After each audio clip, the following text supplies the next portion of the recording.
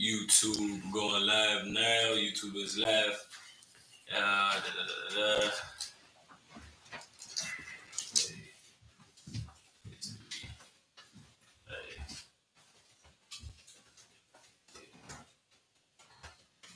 Facebook going live. 3, 2, 1.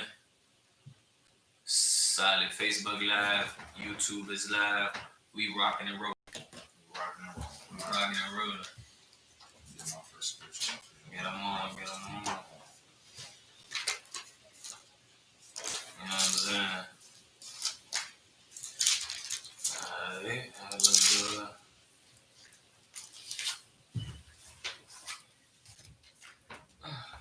Let's see.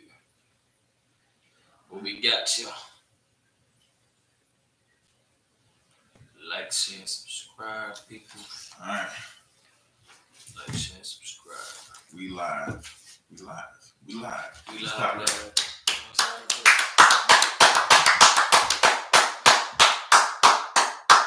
Shalom, DC, with Israelite School of Universal Practical Knowledge, 1 West 125th Street, Harlem, New York, under Commanding General YAHANNA. Since 1969, we've been teaching the truth of the Bible. That's right. And the truth is that the so-called blacks, Hispanics, and Native Americans are the true Jews according to the Bible. Right. And we do not know this because we learned from our oppressor, and our oppressor is in that Bible, but he is the devil that the Bible speaks of. That's right. And that is all over the Bible that we read, or that has been in courtrooms and hotel rooms on your mama's counter, right, all across every church that we pass by.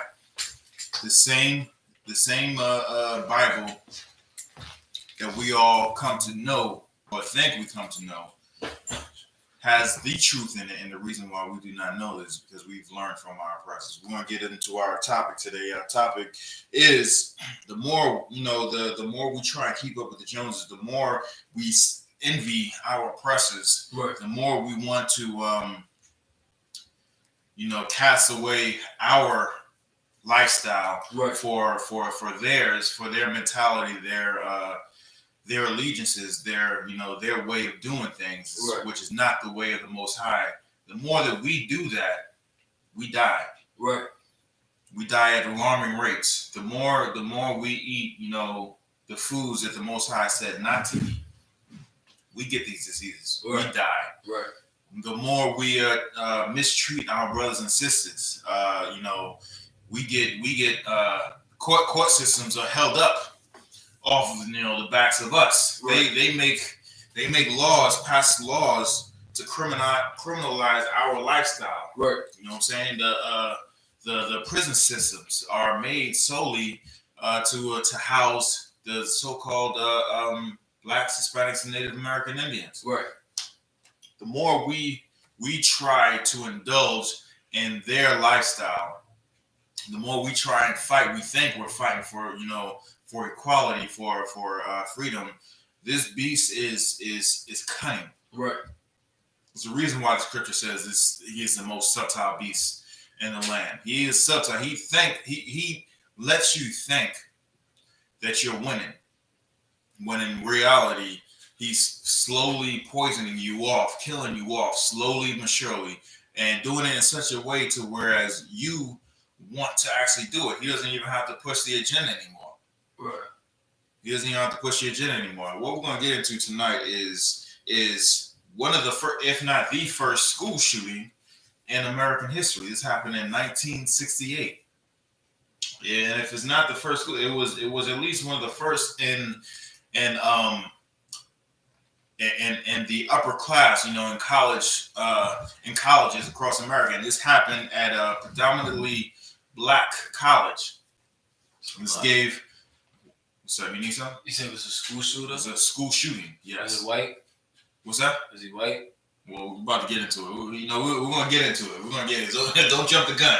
We're going to break it all the way down. You know what I'm saying? Like I said, this happened at a predominantly black school, and all of this came about was because we're trying to keep up with the Joneses. We're trying to we see what the oppressor has, and we want to be a part of that. Right. When reality, they were doing us a favor. Right. They were keeping us out. This was during Jim Crow. This was in the South. This was post segregation, but they were doing us a favor. The scripture says, "Gather us together." Matter of fact, give me that. Zephaniah 2:1. Give me that. And there's a reason why, the Most High is telling us, and he's been telling us from Genesis that we need to stick together. We don't need these other nations. We don't need these other people. We need each other. Right. You know what I'm saying? The Most High set us apart so that we can be one by ourselves. Blacks, Hispanics, and Native Americans, one nation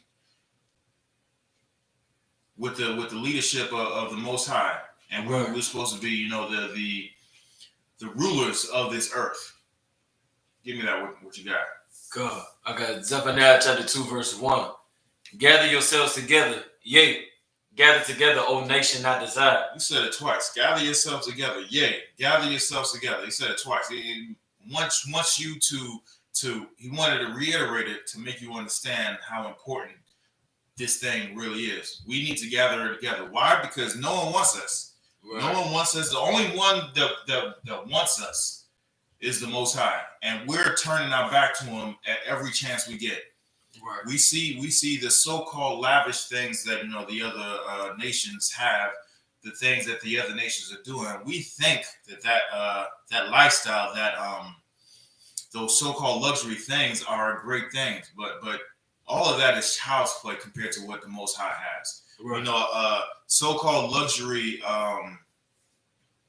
penthouse or whatever, or mansion that we may think is a good thing, is nothing compared to what the Most High actually has in store for us. Right.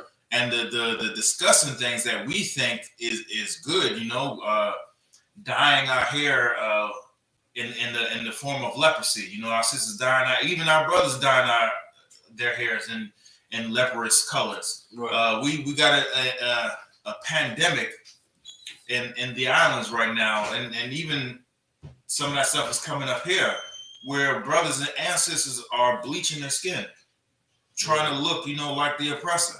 Right. Or how wearing these contacts, making themselves look like the oppressor. I was watching 30 for 30, and it was about the home run record that had been broke back in the 90s. Right.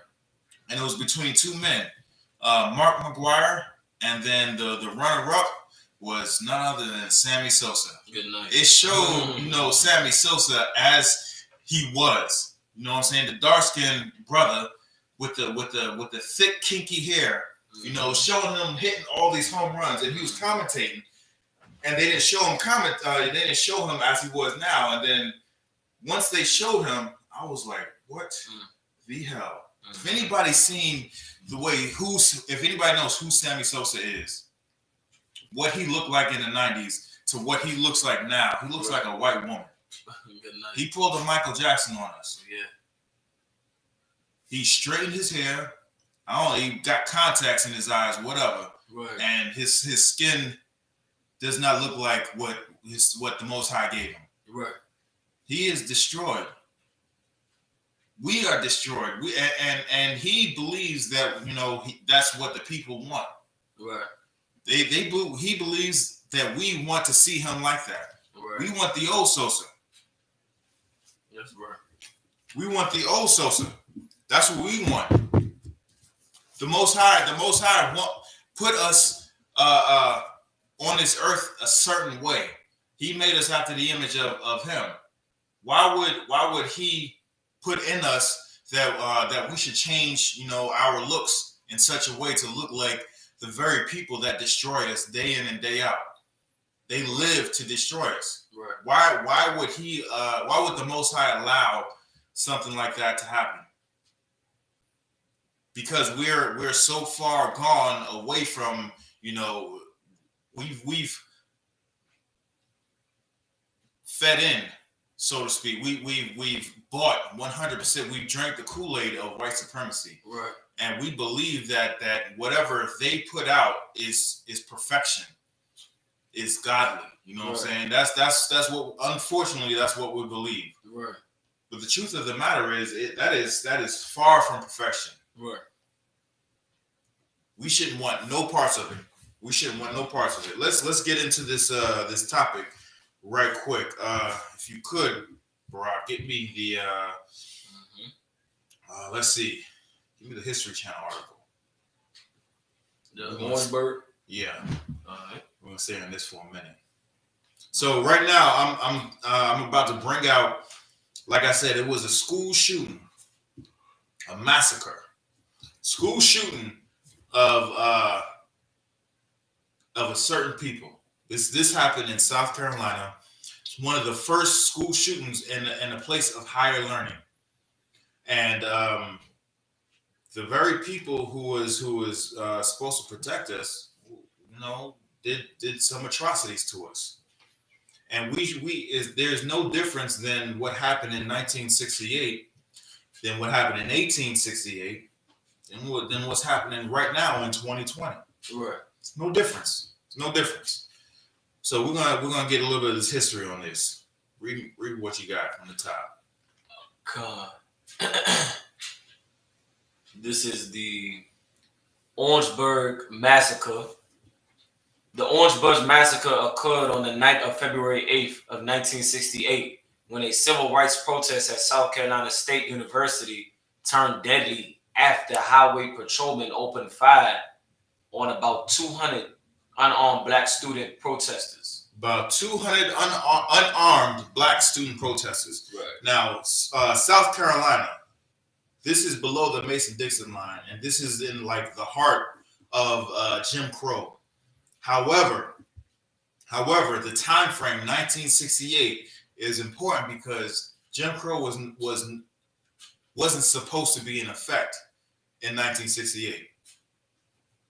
1964 was when the president signed into law the Civil Rights Act, and it was supposed to forbid the acts of or the laws, the rules that the South had implied, on the so-called Blacks, Hispanics, and Native Americans down in the South.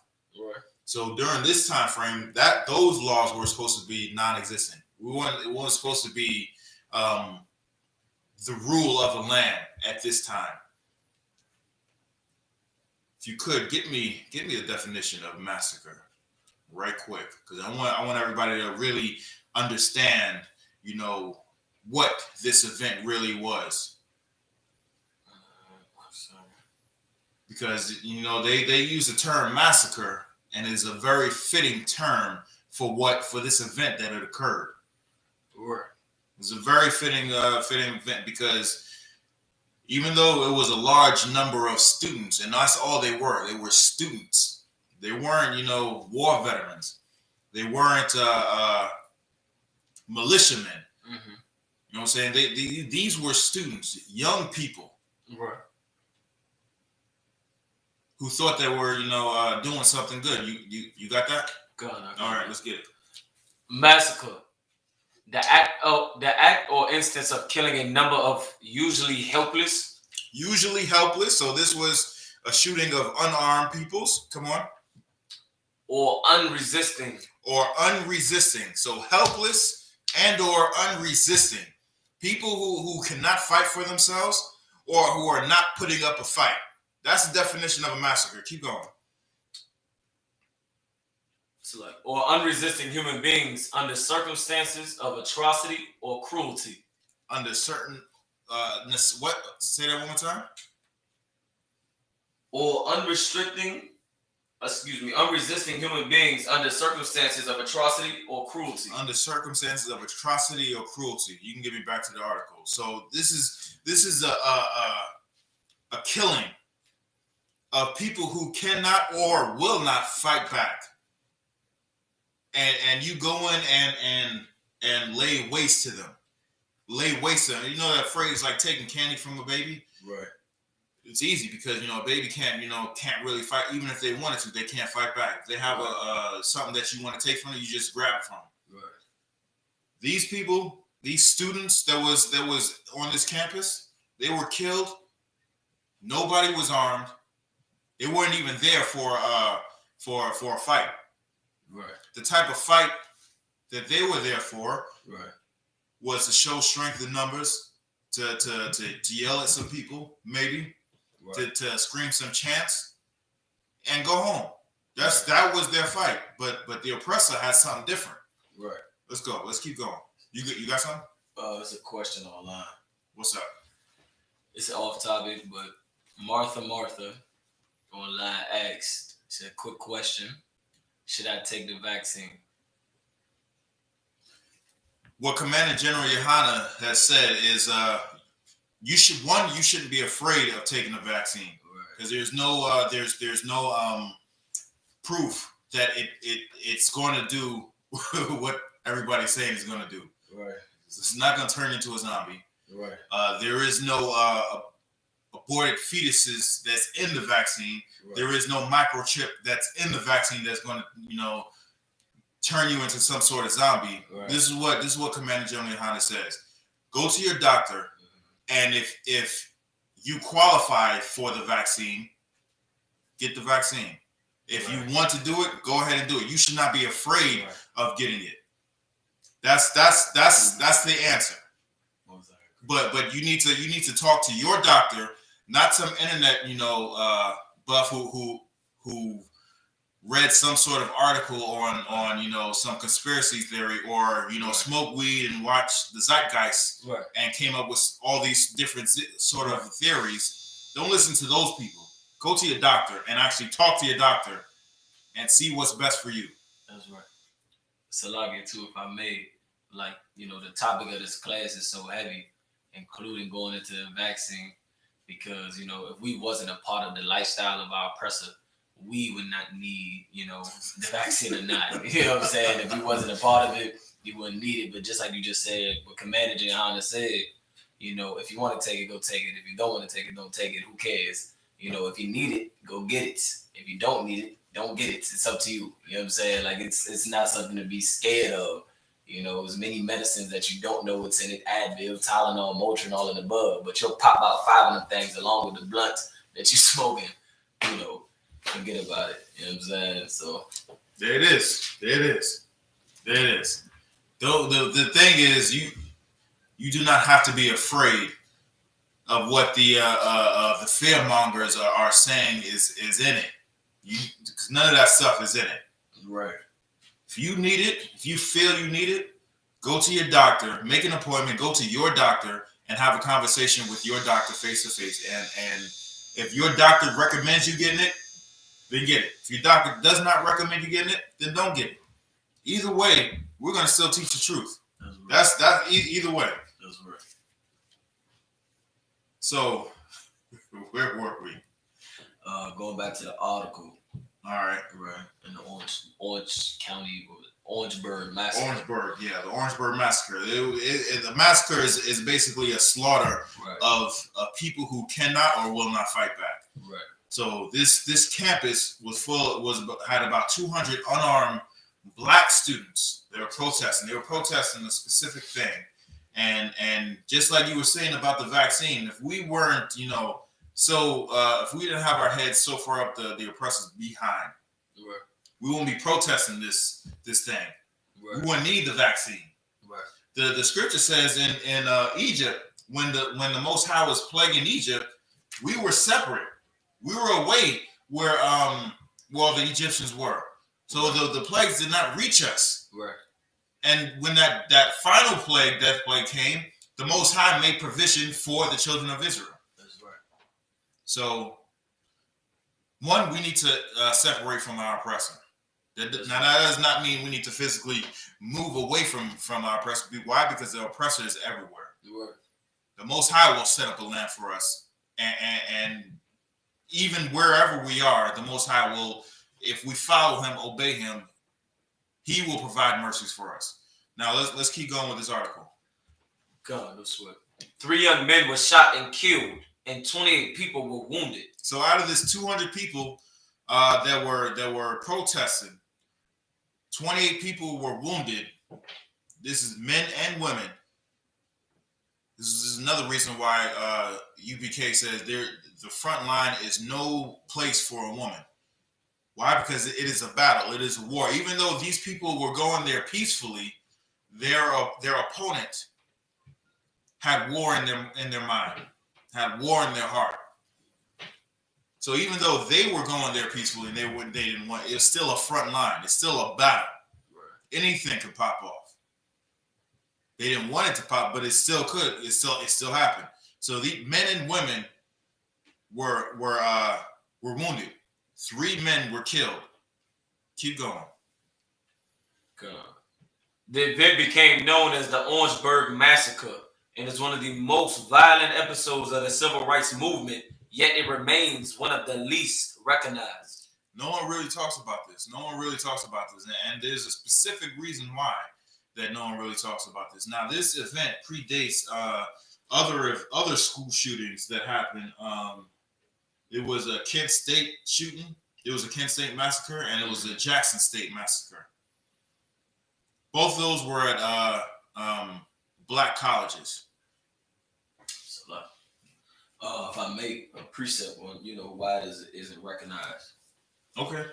Let's bring it out. What you got? The book of Zechariah, chapter 11, verse 5. Whose oppressors slay them and hold themselves not guilty. Well, you brought out, you skipped ahead of me just a little bit. But great minds think alike. But that's exactly right. Who slay his oppressor, whose oppressors slay them, and read that last part again. Whose possessors slay them and hold themselves not guilty, and say there was nothing that they did wrong. There was nothing that they did wrong. Why? Because this is their land. I take that back. This is stolen land. Right. This is their government. Right. They make the rules. Right. They pass the laws. And they, whenever a trial is happening, a jury of their peers will hold themselves not guilty. They will hold themselves not guilty. And we're going to read just what happened to these people a little later on. Right. But go on to the next paragraph. All-Star Triangle bowling lanes. So all this happened because of a bowling alley. Let's get it. Okay. After the passage of the Civil Rights Act of 1964, segregation had officially ended in much of the South, but it hadn't changed the attitudes of some of its white citizens. So even though the law changed, like I said, it made the Jim Crow laws null and void. They were supposed to be done away with. Just right. Like the church says, the laws of Christ are done away with. Our laws are not done away with. These Jim Crow laws were supposed to be done away with. Even though those laws were abolished with the Civil Rights Act of 1964, even though they were abolished, the mindset of the people were still, they still controlled their institutions. Right. So even though there was no legal precedence, they didn't give a damn. They did whatever they wanted to do, and no one was holding them guilty because they were the police, they were the judges, they were the constables. Right. You know what I'm saying? They were the lawyers. No one was going to prosecute them. Right. No one was going to find them guilty.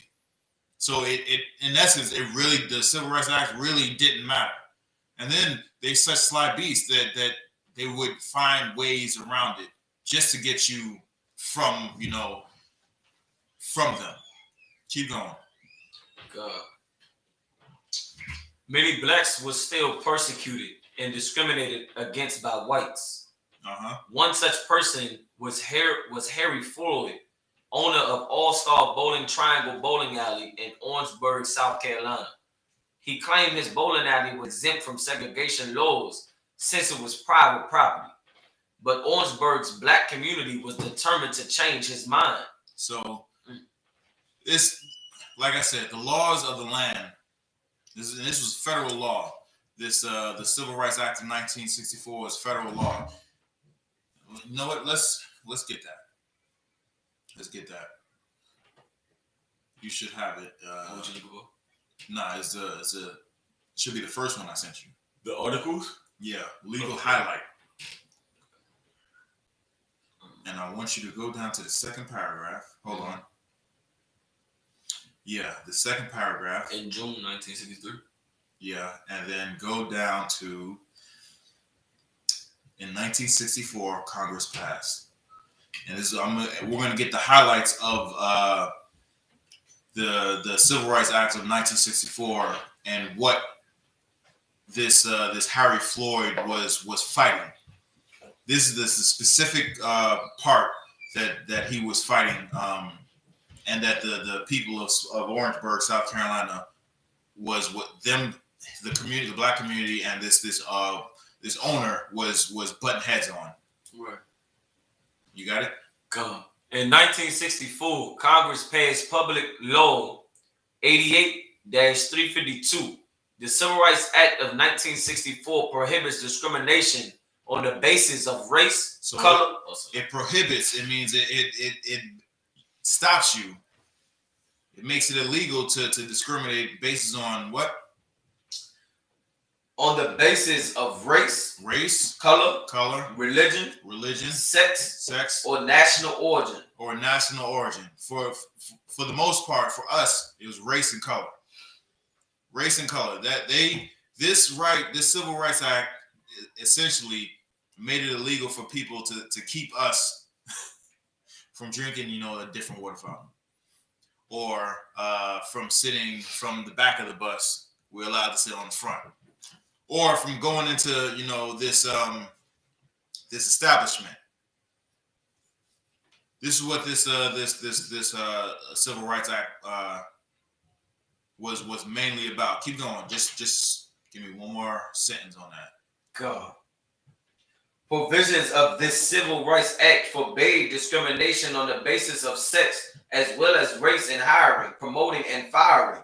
The act prohibited discrimination in public accommodations and federally funded programs. All right, yeah. Get me back to the article. So the black community was saying that the law states that you have to let us into this bowling alley. We were dead set on trying to go into this bowling alley to bowl. You know what I'm saying? This was our intent. And what started it was, and once again, this goes back to having certain freedoms. This is kind of the difference between a homeborn slave and a slave that has been caught. What started this protest was a military vet who came back home from war, who's probably killed or had to have been killed, who was around death, who had certain liberties while he was outside of the country fighting for this country. And then when he came back, he was told he couldn't do a lot of the stuff that he was able to do somewhere else. This protest started with a vet. And he's saying that the law has been changed. Civil Rights Act of 1964 states that you must do this. When he went to this bowling alley and they told him, we don't want your kind in here, he had a fit. And he went and gathered some people, some organizers, mostly college students, because this was a big college town. It was 2 colleges in this town of Orangeburg, South Carolina, and they were black colleges. He gathered some people and they protested. When what they could have done was, the alternative was to drive 50, it was about 50 miles to another town that allowed black people to bowl, or they could have gathered themselves together and created their own bowling alley. You know what I'm saying? To hell with your stinking white bowling alley. We don't. It's like they're begging. We're begging them for them to take our money. For the life of me, I cannot understand that. I read somewhere that says the black community has the 13th, the GDP, gross domestic product, all the monies that we spend on, frivolous stuff, Cadillacs, Jordans, you know what I'm saying, doggone eyelashes, and puffy, slides and whatnot. All this stuff, the Gucci, the Fendi, all the stuff that we spend on other nations that we refuse to spend on ourselves, all of that money makes up the 13th largest economy in the world. 13th largest economy. All that money that we spend on stuff we're trying to force other nations to take our money. It makes up of the 13th largest GDP in the globe. In the globe. You got something? Yeah, Salagi, if I made to what you're saying so heavy, because like the reason why you every time you turn on your radio and look on the back of your cereal box, you see a Black Lives Matter, promotion. You can thank, Martin Luther King for that, because you can take it back to his speeches to where, he would say, we had a pool in our community, we had a school in our community that everybody had to go to. Had to, yeah. And he looked over, I remember saying in the speech, it was something paraphrasing, but like he looked over the fence and saw, white people's pool, and he saw how clean it was and how much he wanted it, how big it was, and da. Whoa, and the one thing, big pause. And then the one thing that he had missed though was the fact like they pool may have been, cleaner, but the pool that you had was yours. Yep. You know what I mean? The school that you had was yours. Yep. The bus you had was yours. The doctors you had was yours. Like you had ownership at one point in time. And we sold it, you know what I'm saying, to get the love and the what's the word? Immigration. Was it not immigration? Integration. Okay. To get the integration, you know what I'm saying, from our oppressors. You know what I'm saying? And in the midst of that, it'd be different if you just went over there and it wouldn't even be much of a difference. But it'd be different if you went over there and, you still kept what was yours. Mm-hmm. But you saw that this was better and you sold ours to make theirs better, to bring them more money. As you just said, we begged them to take our own bread. You know what I'm saying? And you know what's so sad about that is that he may have looked over and saw that their pool might have been, a little bit cleaner or whatnot. Mm-hmm. The sad thing about that is, most likely, it was us that was doing the cleaning of their pools. You know what I'm saying? It was most likely Israel cleaning up after them. Mm-hmm. If something was malfunctioning, we was the one that was fixing it, making it right. So all that talent that we're taking to another nation, mm-hmm. all we had to do was bring that talent home, make our pools cleaner. You know what I'm saying? Build up our whatever was dilapidated, whatever was broken down. Build ourselves up instead of trying to beg someone else, to take our money away from our community. Right. We just cling to ourselves even more and build ourselves up. That's a sad thing about it. If you could give me Proverbs chapter 3:31. Proverbs 3:31 is going to tie into this what I'm talking about. Solid. Read it when you got it. The book of Proverbs, chapter 3, verse 31. Envy thou not the oppressor. We shouldn't envy them. Right. We shouldn't envy them. Like I choose none of his ways. Like I said, we shouldn't envy them. Two, we shouldn't choose their ways. And the things that we're envying was the things that we were building up, but we didn't have access to. All we had to do was take that, that knowledge, that hard work, that dedication that we gave to another nation and turn it back for ourselves. Right. We shouldn't envy them. We shouldn't choose any of their ways. And this is what the scripture is saying. Don't envy them, because once we start envying them, we're gonna start wanting to be like them, and their ways are totally wicked, totally against the Most High. Right. And whatever is against the Most High just leads to death to us. Right. Let them do wherever it is they want to do. Let them. Whatever they do is death to us. That's how we should look at everything that they do. Right. Everything that they do should look like death to us. Right. Should look like death to us. For instance, I was never a brother that got into the shellfish. You know what I'm saying? I found out at a real young age that I was allergic to it. I got sick like that. The Lord was with you. Most High in Christ.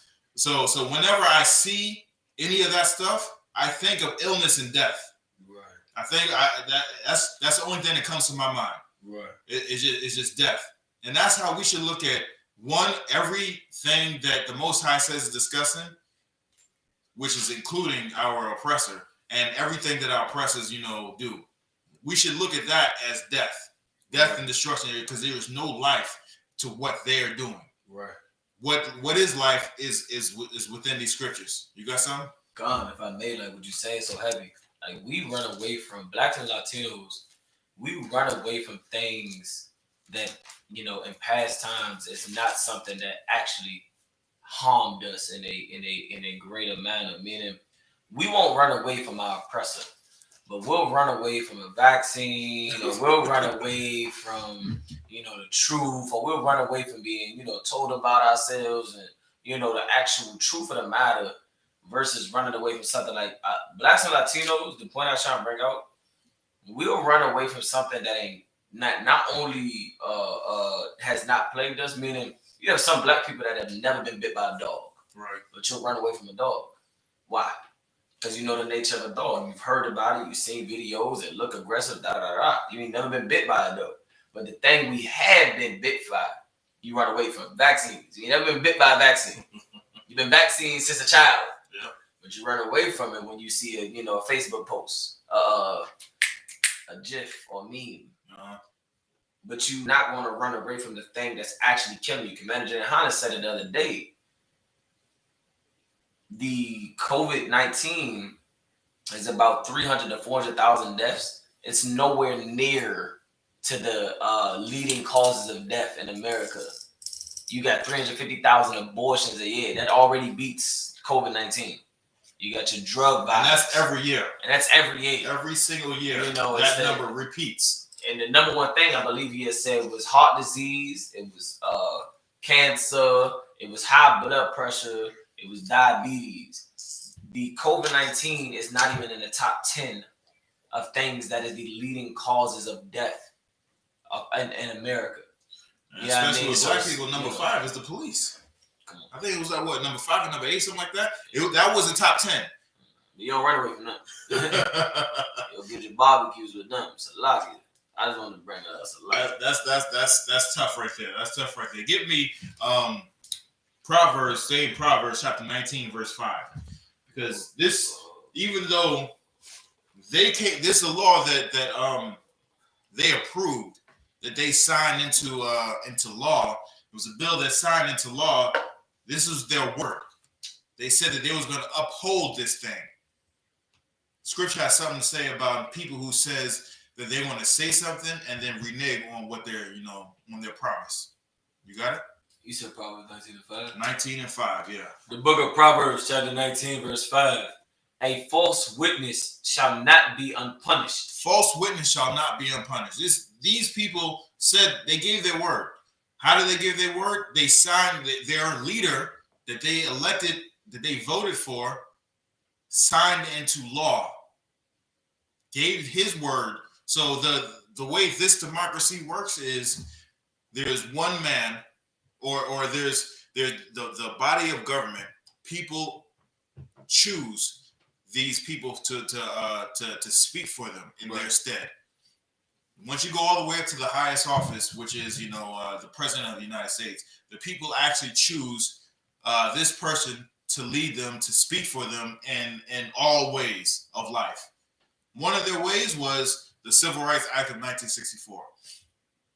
They gave their word, saying that they were going to uphold this standard of living, this way of living. However, read what you got one more time from the top. A false witness shall not be unpunished, and he that speaketh lies shall not escape. They lied to us. They said that we can go into these places. They said that we can work in these establishments.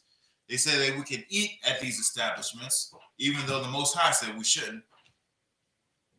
They gave their word to us, saying that they was going to uphold, this law, but they lied. They lied. Lo and behold, they lied. Just as sure as iron rusteth, Scripture says, as sure as iron rusteth, so is his wickedness. We should never trust our enemies. Right. We should never trust our enemies. They're proving to us every single day we are in this captivity. They are proving to us that they are liars. And this happens every day. It doesn't matter if you're in the United States of America. It doesn't matter if you're in Canada, or if you're in any of the Caribbean islands, Central or South America. Right. We do not rule that land. We may outnumber in some of these places, but we do not rule that land. Our oppressors rule that land. Right. Our oppressors make these policies. And even though they make these policies and they give us their word, they renege on them all the time. Ask our Native American brothers and sisters who's on concentration camps throughout, the United States and Canada. Ask them how many promises that our oppressors has kept. 0. None of them. They've never kept any of their promises. However, Scripture says they will not go unpunished. Even though we may not see it, we may not live to see it, Scripture says they won't go unpunished. It will happen. It will happen. Give me some more on this article, if you could.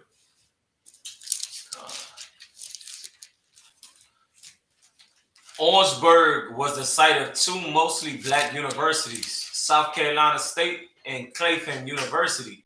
This put the town in the unique position of having more educated blacks than some other southern states. Many students became involved in the civil rights movement and were determined to turn the tide of racism within the small town and beyond. Local black leaders tried several times to convince Floyd to integrate his bowling alley. He refused time and again, stating it would offend his longtime clientele. So he was only after the respect of his people. That's right. I ain't got no problems with that. I ain't got no beefs with that. Right. We should have seen that example, and then we should have gathered ourselves together and made our own bowling alley. Right. You know what I'm saying? We had people going to, we had kids. We're sending our kids to college. You know how much it is to send a kid to college? You know how much it is to send a kid to college? Whether it's now or back then? It's crazy. It's crazy. The amount of wealth, it showed you that it had 2 major black colleges in this city. This one city had 2 colleges where it was predominantly black. So it showed, one, that we had, some sort of wealth. We had some sort of standing within the community, that we're able to send our kids to these colleges. College is not cheap, and it never really has been. It's kind of gone with the cost of living throughout the time. But here in this nation, it's always really been expensive to send anybody to college.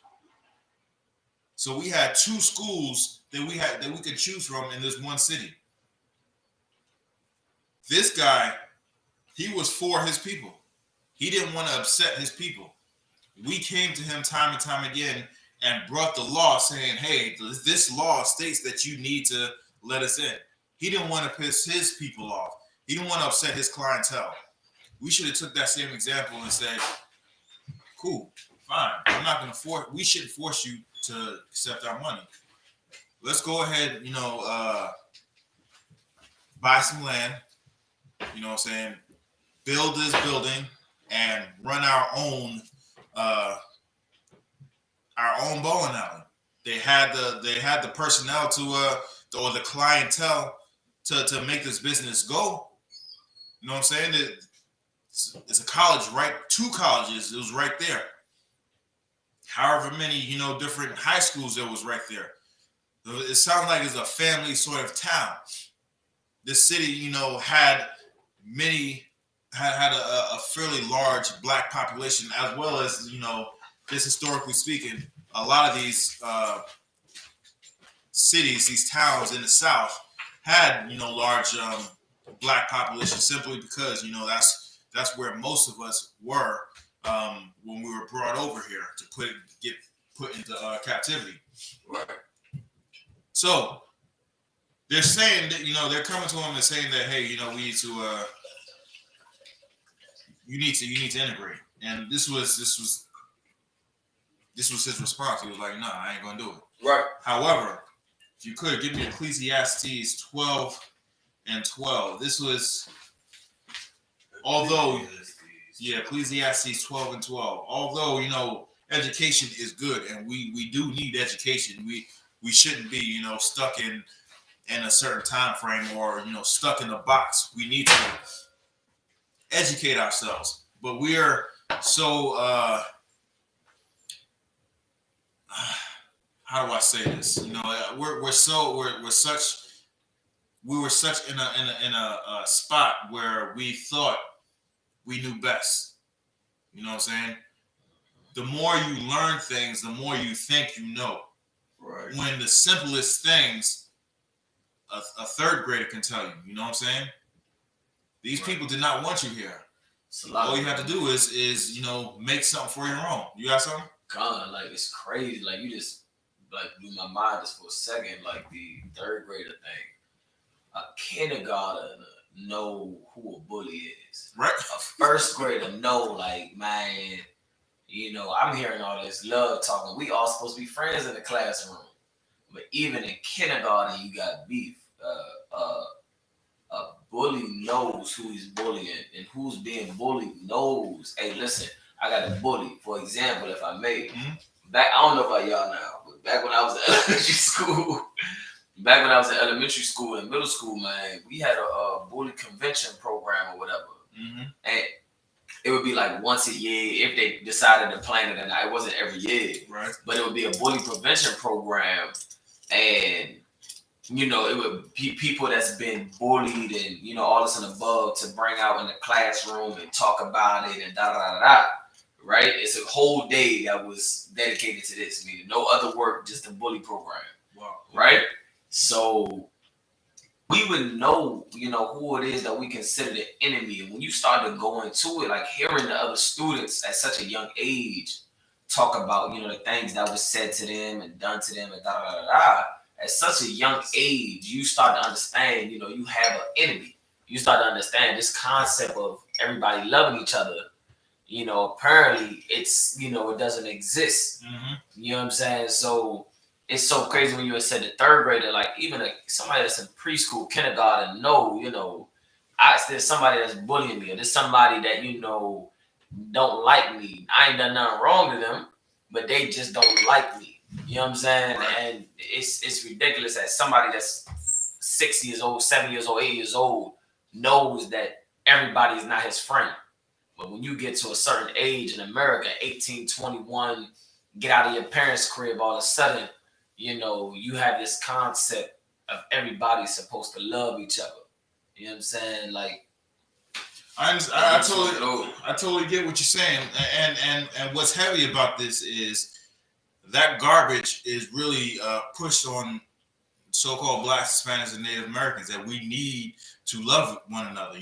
We need to, everybody. This is what I'm talking about. We need to love everybody. Everybody is, of the same race.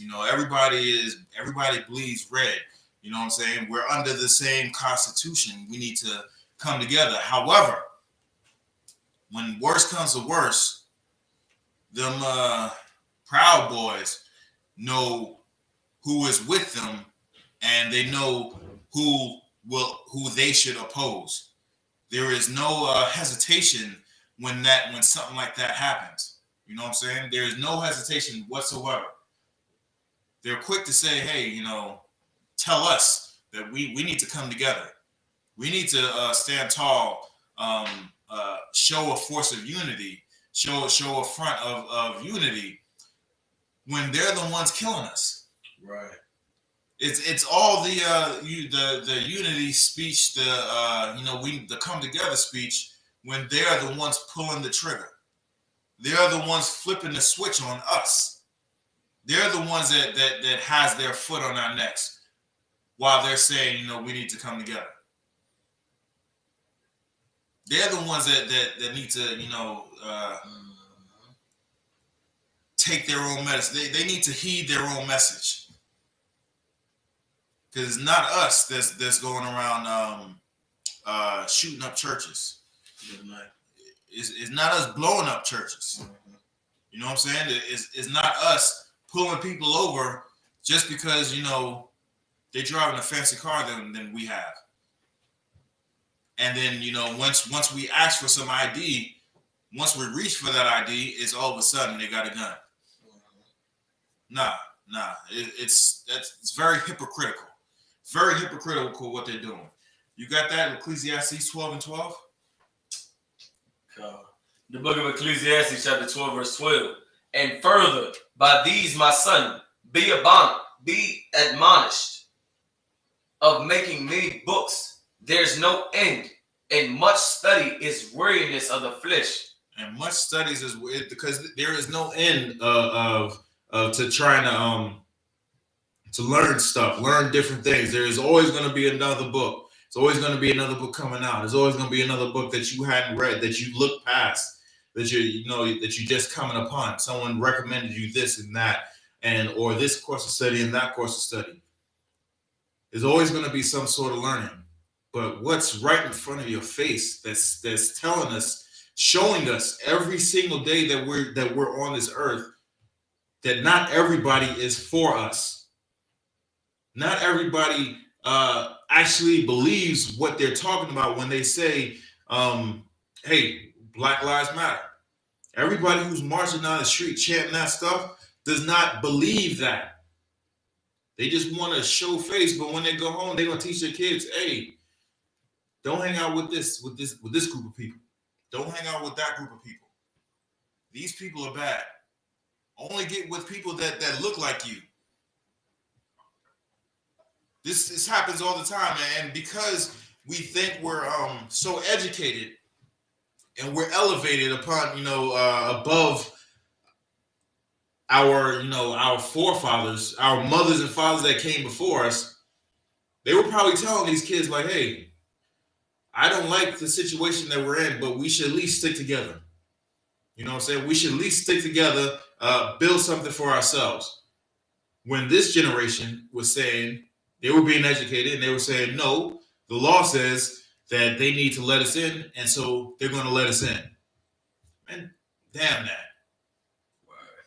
Let's build for ourselves. Right. They don't want us, so be it. We don't want them either. Scripture tells us we need to stick together anyway. The only way we can get risen up above any of this garbage is, one, to turn back to the Most High, and two, to turn back to ourselves. We need to start loving ourselves. Loving ourselves means not forcing this guy to open up his doors, his business to us, and instead opening up business of ourselves. Us loving ourselves is if our neighbor can't get to work because the bus or the train is down somehow, and you got a car, you going that way anyway. Why don't you take them with you? Take her with you. Pick them up when they're done. That's loving yourself. You know what I'm saying? This is what the Most High is telling us. This is what the Most High is telling us. You got something, bro?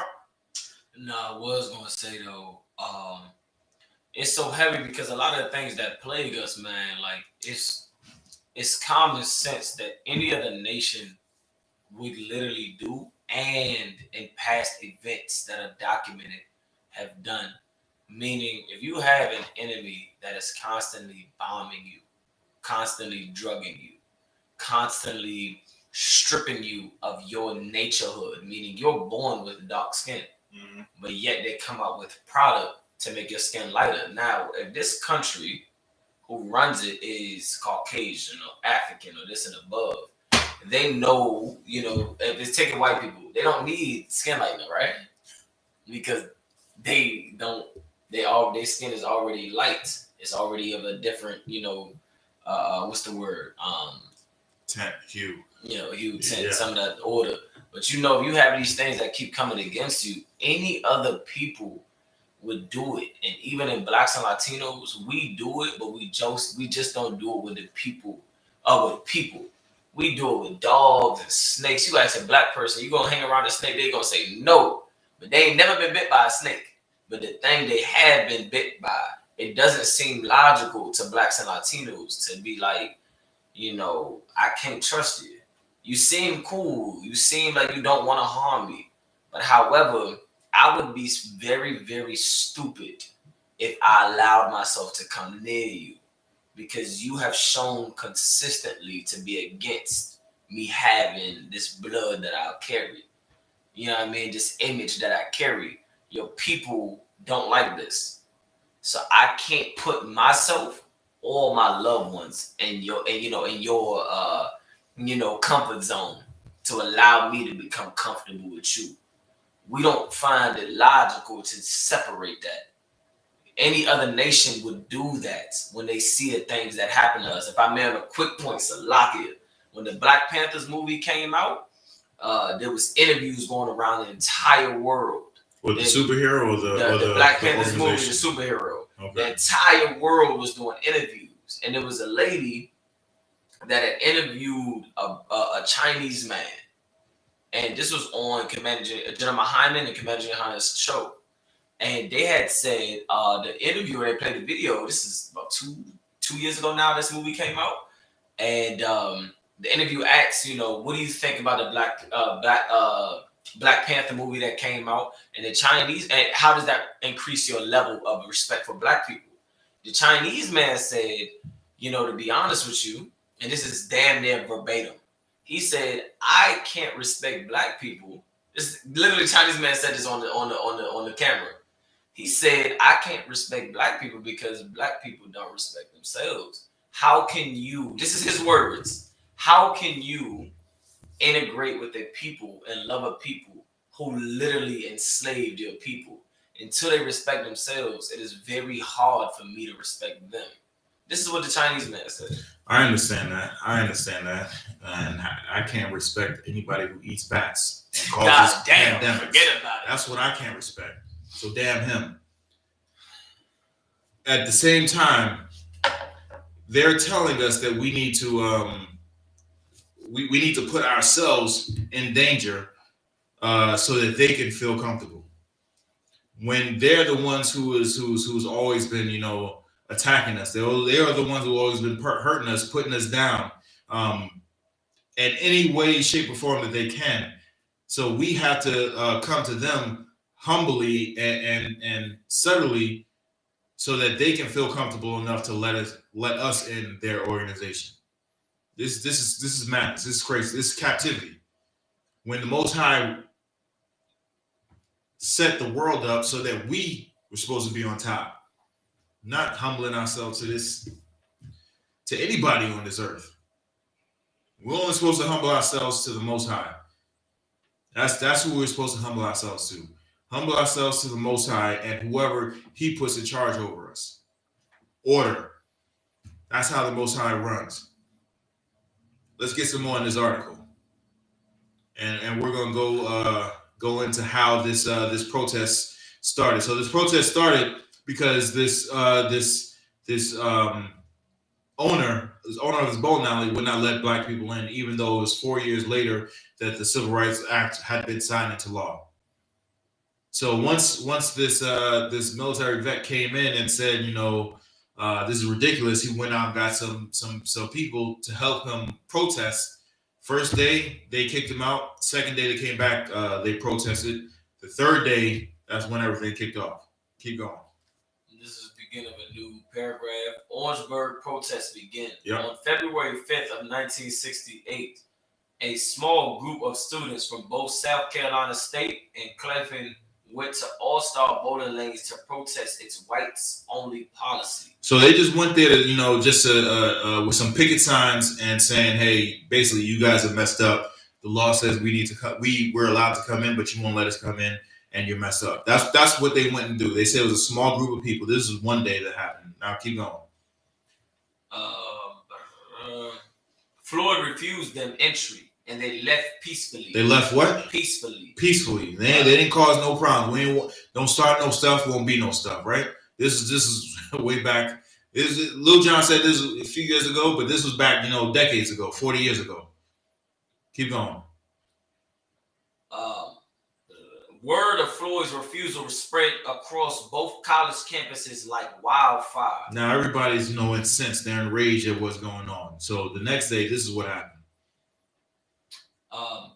The next night, a larger crowd returned to the bowling alley and were met by police who threatened to blast them with water from fire hoses. So if anybody know, I used to see those old videos of the civil rights protesters when they would sick them dogs on us, and they were the damn fire department would blast us with water hoses, and if anybody played outside with the hose, the sprinkler, whatever, even the where it's pressurized, you're shooting everybody. It doesn't seem like it hurts. It seemed like it's fun type deal. But these special fire hoses that the fire department has, it's strong enough to knock you out. Like the blast of it, when it comes and hits you, it does damage. Hit you in the right spot, it can knock you out. Hit you in the chest, it can break bones. It can knock the wind out of you. And when it knocks the wind out of you, that water is still coming at you. You trying to breathe. That water, people have drowned just by getting hit by fire hoses. It's so rough, so forceful that it can tear your skin off. This is what they did to us. We left peacefully then. We came back with larger numbers. We weren't gonna do nothing. We knew that we were in captivity. We knew that all the power was in their hands. These are college students. They just got out of high school. They're still most likely, especially in those days, living at home. They were living at home. They weren't on their own. They didn't experience life like their parents did. You know what I'm saying? These are kids that are coming out over here that just want to go and bowl, and they were met with by police, and they were blasted with fire hoses. Keep going. This is how destroyed we are. This is how destroyed their police, armed policemen and firemen shooting hoses at us that can effectively do great damage to us and harm us. And this is what we did. This, in our infinite wisdom, this is what we did. The students fought back by taunting them. It's like we taunted them. You know what I'm saying? They were shooting us with hoses that can do great damage to us, and we taunted them. What else?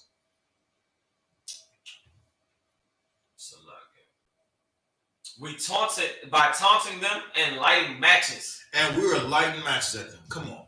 Are you serious? They got fire hoses on us. And we're saying na boo boo and throwing, matches at them. If you could, give me Joshua 7:1. Get me Joshua 7:1. And this we're gonna show how none of this would have worked. Even if we had, large ammunition, rifles and guns, and all they had was fire hoses. This is what would have happened to us. The book of Joshua, chapter 7, verse 1. Hold on 1 second. I'm gonna get there with you.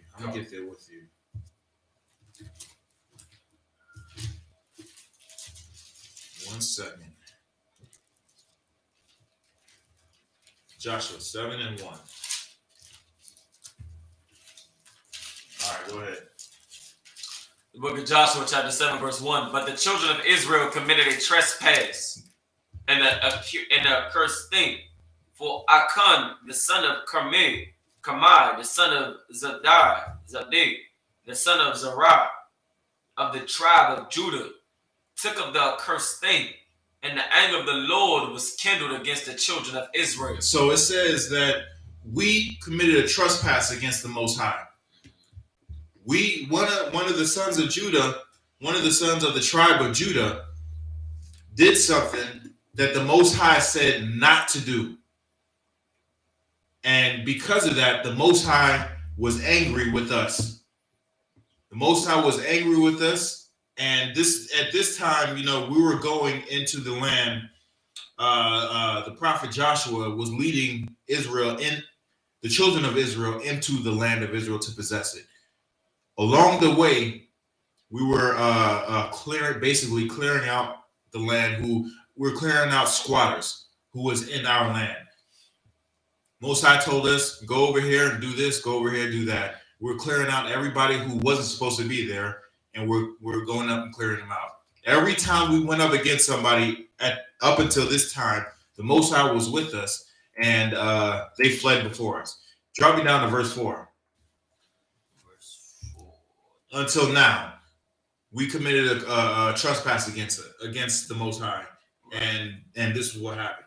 Verse 4. So there went up thither the people about 3,000 men. So 3,000 men, because if you read up a little bit up, we scattered out this city, and this city they were saying, is not that much people here.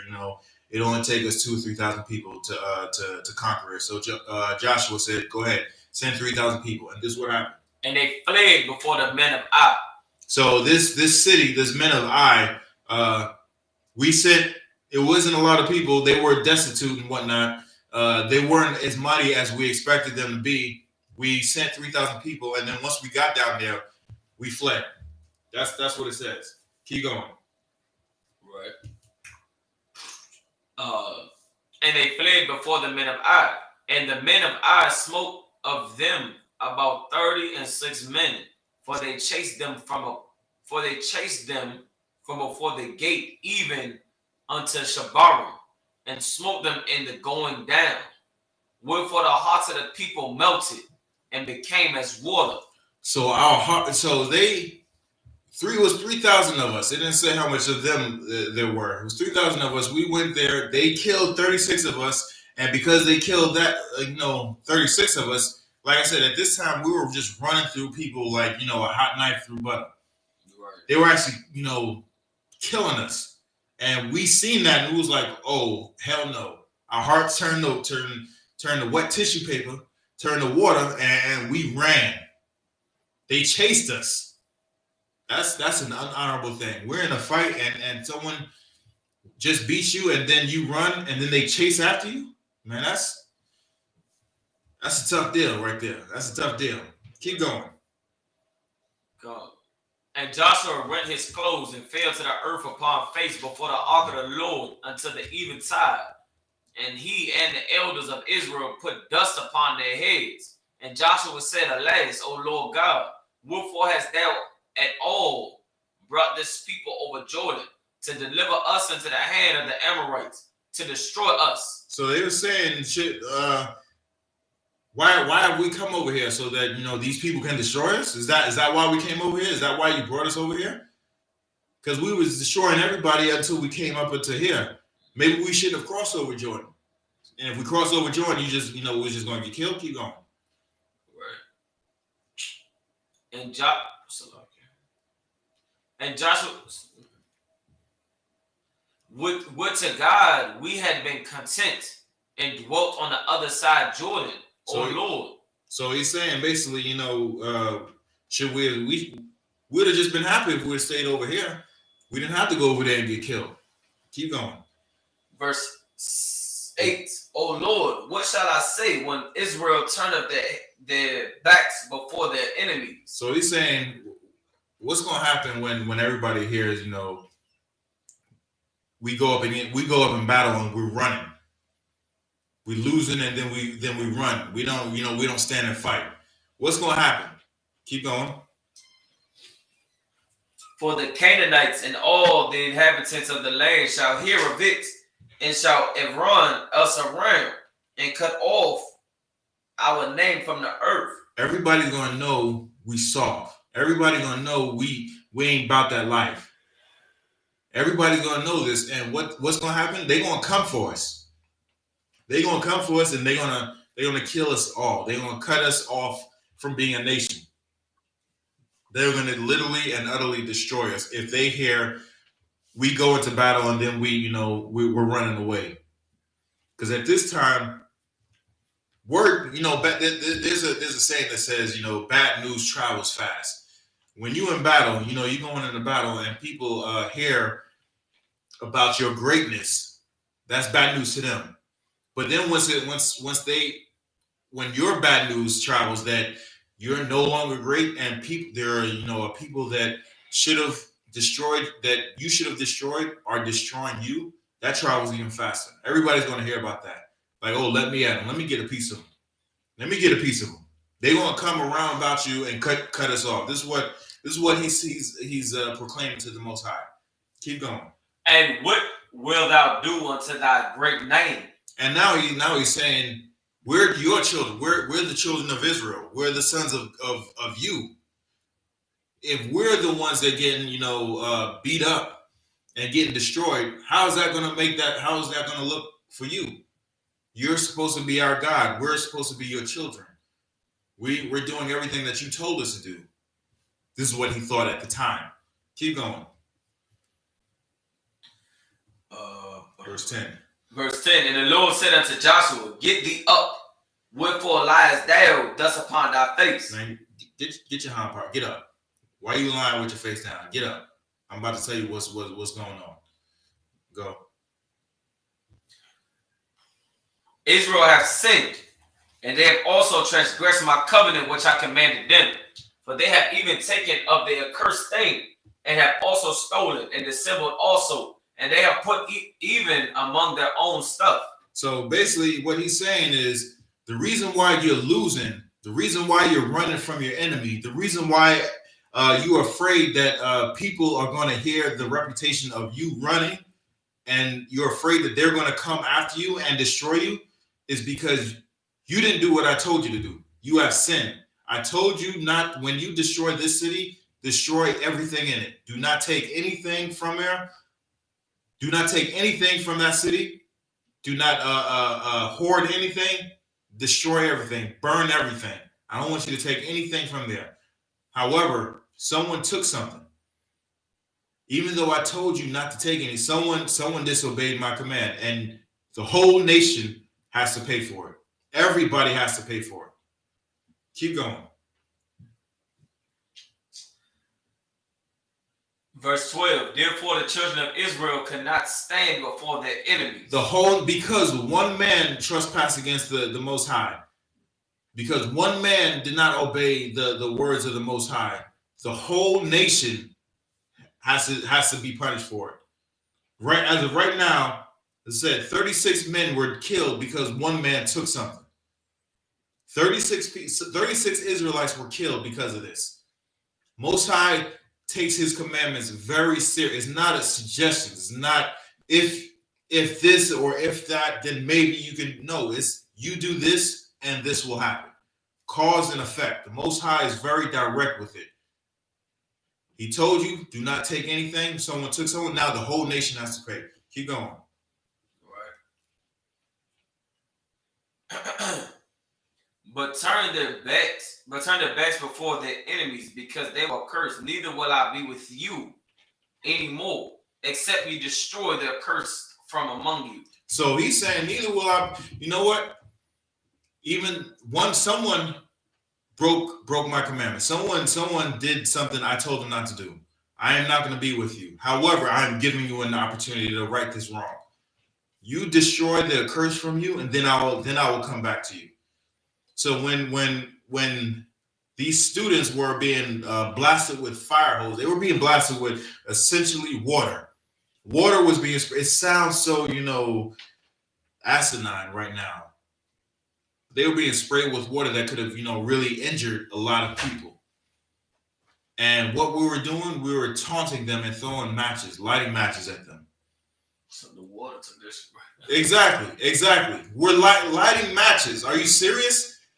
These fire hoses, these water hoses were supposed to put out burning buildings. You know what I'm saying? And we're lighting little matches and throwing it at them. When honestly and truly, if the Most High was with us, that's all he needed. He could have done much more with less. Much more with less. And the scripture is filled with examples of that.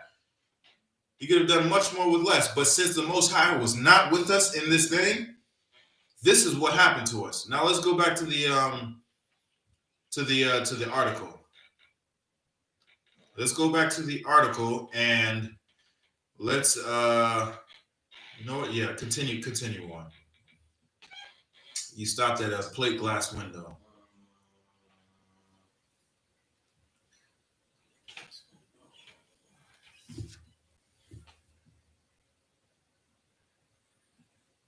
I was underneath Orangeburg protest begins. Yeah.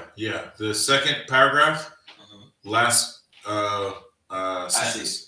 A plate glass window was broken and the police began beating students. The police began beating students. So they not only did they have stick the fire hose on us, the police were beating us. Keep going. Male and female. Male, just like I said at the beginning of this class, male and female. Women should not be at the front lines doing battle. Right. They need to be back at. This is not a battleground. Is not the place for a woman. Police were indiscriminate. They didn't say, okay, well, she's a woman.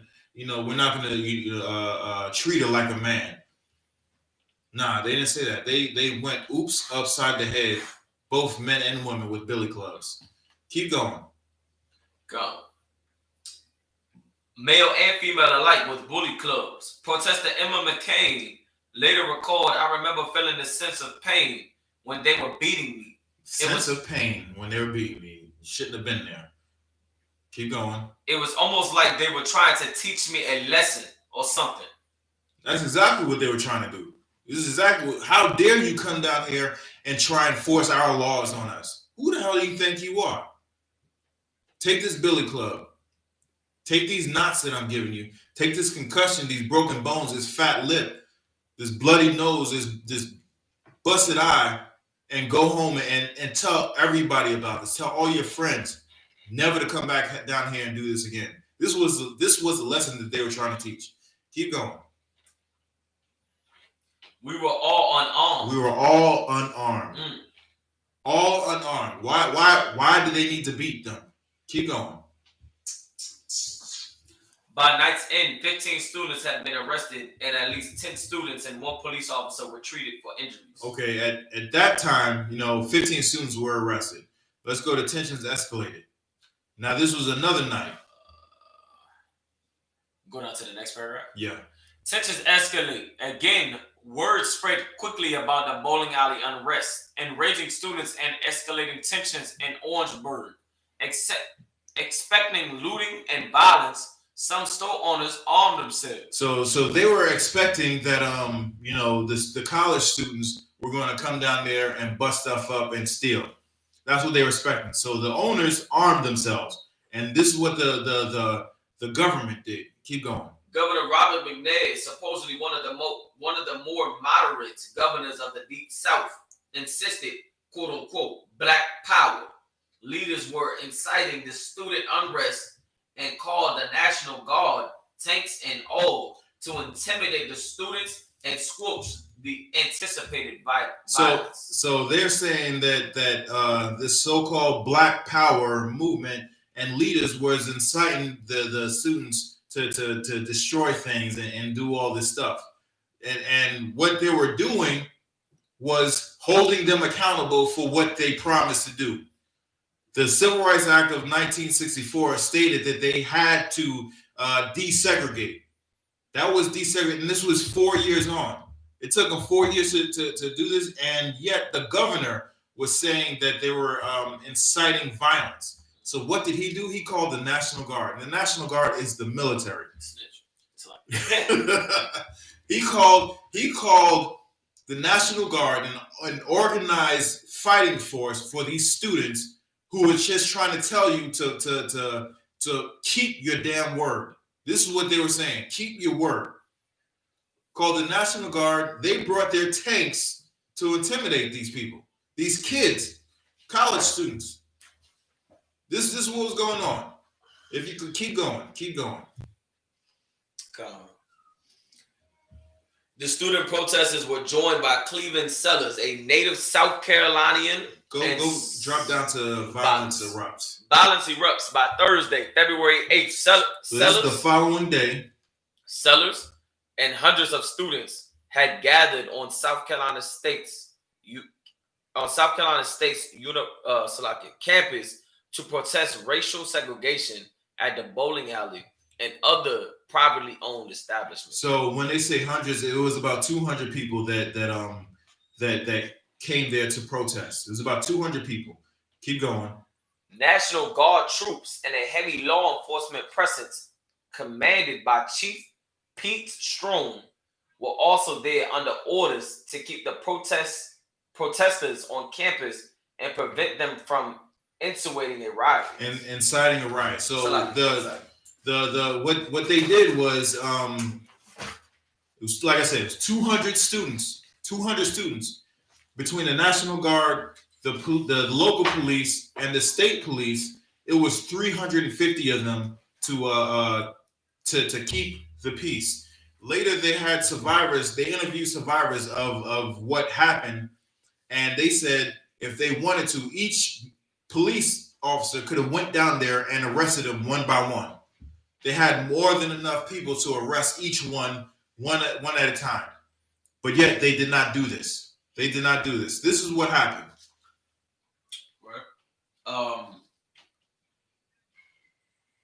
Many of the police officers were armed with shotguns and buckshot.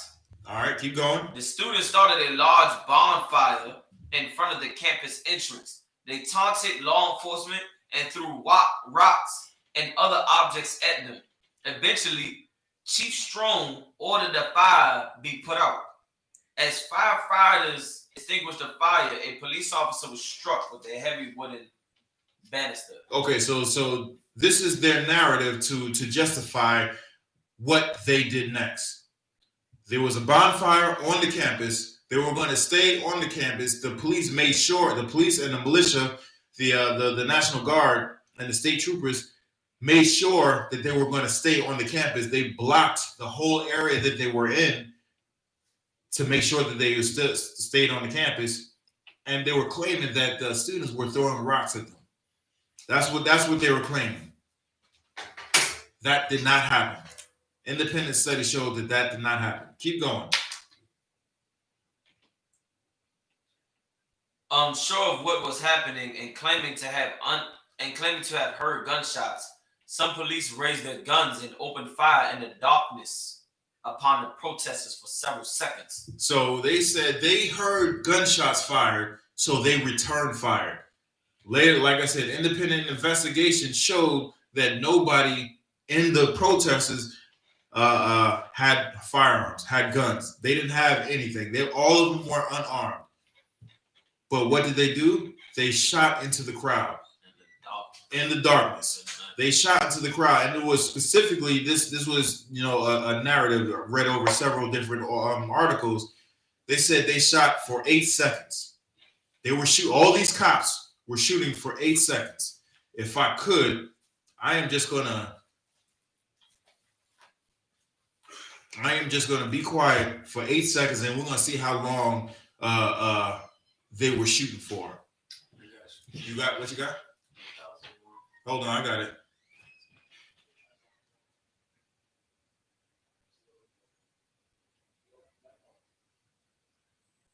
Boom. That was 8 seconds. They were shooting for that long into a crowd of unarmed students. Unarmed students. 28 people were shot. Most of them, if you read further into this article, most of them, if not all of them, were shot in the back, either in the back or on the side. Shot as they were trying to run away from these shots. 3 people were killed. 2 of them were college students. One of them was a high school student who was on the campus waiting for his mother to get off of work. He was on this college campus every day waiting for his mom to get off of work. He was shot and killed. Other 2 college kids were shot and killed. What happened to the men who or the police officers who were there to keep the peace? There was a few of them that were actually charged. There were police officers that were actually charged with the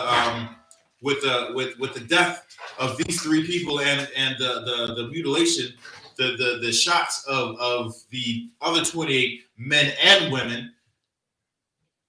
Then once they actually went on trial and they had protesters and people who actually said that these people were unarmed, the jury deliberated for 30 minutes and found these people not guilty. If I could, just one last scripture, Ecclesiastes 8 and 11. Get me Ecclesiastes chapter 8, verse 11. The book of Ecclesiastes, chapter 8, verse 11. Because sentence against an evil work is not executed speedily, therefore the heart of the sons of men is fully set to do evil. Just because we don't see that that our oppressor has done evil and has not been judged by the Most High, we think that it's okay that whatever they did, whatever evil that they did was okay. That's what we think. That's not the case. I'm gonna read on. That was 11. I'm gonna read on to 12. Though a sinner do evil 100 times, and his days be prolonged, even though he does evil so much, and we think that they're living a long life, even though we know that they have done evil, yet surely I know that it shall be well with them that fear God, which fear before him. So it's saying, even though we think that their days are prolonged, the days are not prolonged. The Most High sees what they're doing. The Most High sees what they're doing, and it is good that we should fear the Most High and not do those evil acts, those evil deeds that these people are doing. One more verse 13. But it shall not be well with the wicked. The wicked is going to catch up to the wicked. The Most High sees what they're doing, and He's surely is going to judge them for what they did. We may not see it, but their judgment will come. Right. Neither shall he prolong his days, which are as a shadow. His days are just as a shadow. It's going to be fleeting. You move a sudden way, that shadow is gone. That's how long the wicked's days are. Right. Continue on. Because he feareth not God. Because he doesn't fear the Most High, he does whatever the hell he thinks he wants to do. He shoots up a bunch of unarmed kids, and then he holds himself not guilty. These people think that they're going to get away with this stuff. No. The Most High sees it. He's going to judge these people. He's going to judge these people. And because we think that, the oppressor's things, the goods are better than what we have right now, and we're trying to integrate, trying to come together with them, they are the ones that are killing us. Why would we hold hands, lock arms, and join with the people who are trying to kill us back then and are still trying to do it now? Why would we do that? We're just only inviting more death to us. Trying to be like them, we're inviting more death to us. Trying to be equal with them, we're inviting more death to us. We need to separate, get away from them, turn back to the Most High, and then we'll be set on top. With that, I pass the class to Barack. Security announcements, the new rules for brothers and sisters. We are the I.S.U.P.K at 1 West 125th Street at Harlem, New York, under command of YAHANNA. New rules for brothers and sisters. When a new brother or sister comes into the school, they are off limits for 6 months. They're to be saluted only. They're here to share themselves to the word.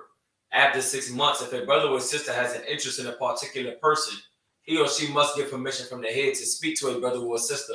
There's another 6 months in which the brother or sister will court each other. After the 6-month period, the brother or sister will get permission from the head to marry. Tithes was a commandment. You can find this in the book of Numbers, chapter 18, verse 21. In the book of Malachi, chapter 3, verse 8 through 10. Means 10th in Hebrew, and it's pronounced Ma'asherah. 10% of every penny of any increase the Lord gives you, you give to the treasury department of the teacher.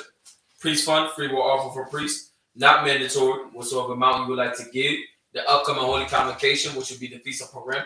The 14th day and the 15th day of the 12th month, which is Thursday, February 25th, and Friday, February 26th of 2021. You can find us in the book of Esther, chapter 9, verse 20 through 31 as well. Tonight is Commander YAHANNA's Monday Night Black Watch channel. Tune in on YouTube or on the Facebook Live or reposting. Tune in to Commander YAHANNA's class tonight radio show, Black Watch radio show. Also regarding the 52nd annual Passover, which will be held in the Houston, Texas area this year. for the 52nd annual Passover. If you have any questions regarding the Passover, please keep in contact with your camp leader on any questions or concerns you have, transportation, anything and above. I got something for that. Yeah, the 52nd annual Passover will be held in Houston, Texas, on April 24th, 2021. If you had paid your entry fee last year's Passover, get with your camp leader and whatever you paid for that, because this year's entry fee is $200 per person who's over the age of 17. $200 per person over the age of 17. If you paid last year, get with the camp leader. It should be a difference between what was paid last year and what you have to pay this year. So get with the camp leader and to straighten all that out. Again, this year will be $200 per person over the age of 17. What's up, Chris? Remind Akim and Aguadi to check on social media such as ISUPK.com, Facebook, Twitter, YouTube, and so on for ISUPK bits and materials. If your brother wants to be a troop in the school, you should start wearing all black, which includes black boots, black shirts, black pants, black scarf, black headband or scarf. And with that, I say Amadium, which means to stand. We'll do one courtesy salute to the teacher, men of Israel. Amadium Shabbat, Amadium Barak. Yahweh Baqashyah, Yahweh Shah Barakatha. Yahweh Baqashyah, Yahweh Shah Barakatha. Yes, Matah. Class dismissed.